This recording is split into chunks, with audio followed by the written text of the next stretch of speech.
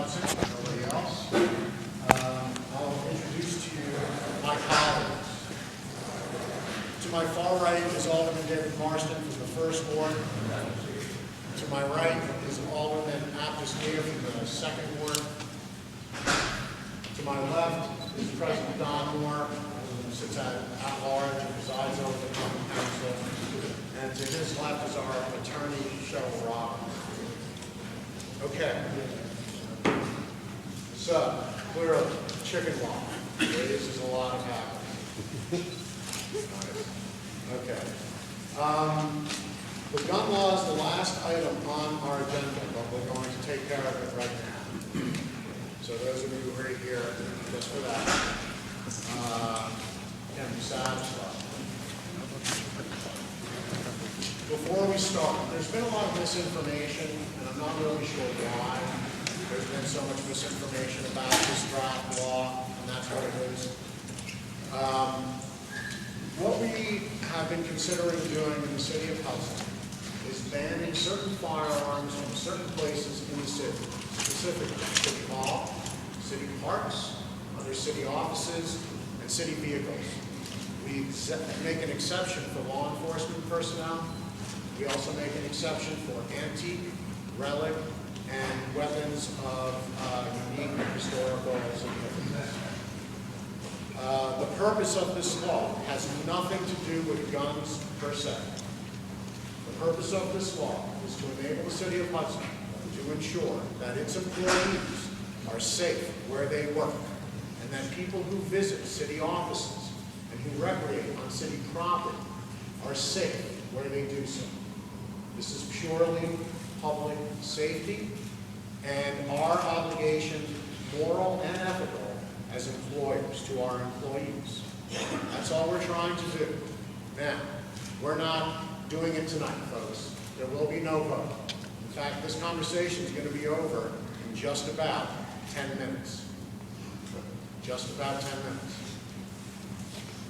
That's all that we've set out to do. We started doing this in November of last year. Since that time, this committee has met twice.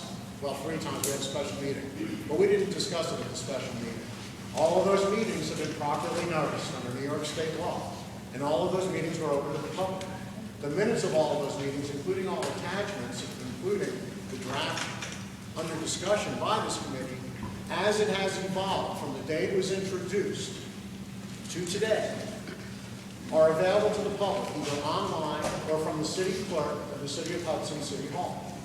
I think if you want her to print it for you, she'll charge you $0.25 a page. Nobody's trying to do anything sneaky. Nobody's trying to do anything underhanded. You're clearly not operating in the back room. Now, that being said, I understand there are an awful lot of people who feel that what we are considering doing here in the city of Hudson is an abrogation of their constitutional rights.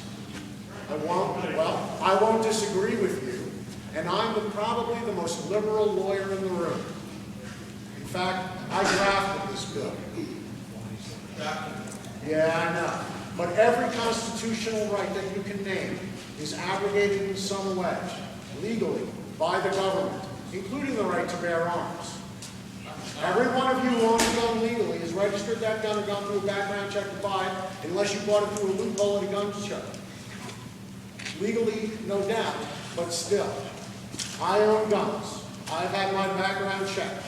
I felt safer going to the shop to buy those guns because I knew they were doing background checks. I have no problem with that. Man, that's not how we're going to do it. This is not a public meeting. I will permit one person who is vehemently opposed to this particular bill to speak for 5 minutes. I will allow another person who is passionately supportive of this bill, not me, to speak for up to another 5 minutes. And that will be the end of this conversation. There will be one other exception to that rule. I will allow any member of this committee to speak on the bill now. But this is not a public meeting. This is a public work session of the legal committee of the City of Hudson Common Council, and it will not become anything else. Anybody who tries to make it anything else will end this meeting for everybody.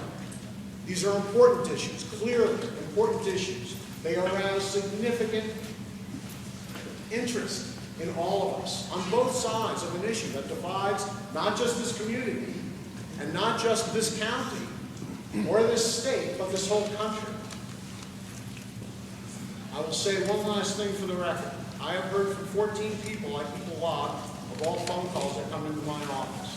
I've heard from 14 people who are against this bill, and not from one person who is for it, by phone, in my office, since it was introduced 3 months ago. All 14 of those people come from at least 50 miles outside of the city of Hudson. I've heard not one thing from the people in the city of Hudson for or against this. This committee is a committee of the city council of the city of Hudson, and we make policy for the city of Hudson and nobody else. President Moore. Thank you.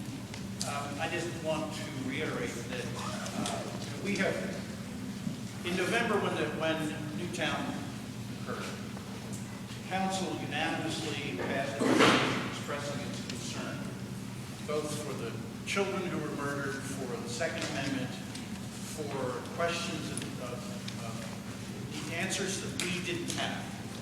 We assumed that others would be looking into, that have greater resources, greater person power than we do, the federal government, the state government. And from that, we began to look at what it was that was conceivably our responsibility. We are at the bottom of the jurisdictional ladder when it comes to making legislation like this. You have the county, and then the state, and then the federal government. In large measure, what we do is often circumscribed by the state. Now, another thing I'd like to point out is that this particular piece of legislation does not have, I think, uniform agreement on this council, on this committee. We haven't even gotten that far. For example, I'm not sure that although I'm very concerned about personnel in places like the youth center, and City Hall, and what our responsibility is to their security, and that's what I'm reflecting on. I'm also mindful of the fact that that public areas like parks might need some place where this would not be a good idea. And that's the state in which we are. The fact that we have, you can hear us being a little upset about this because frankly, I don't like to have to sit here and look at people this large and tell you that we came here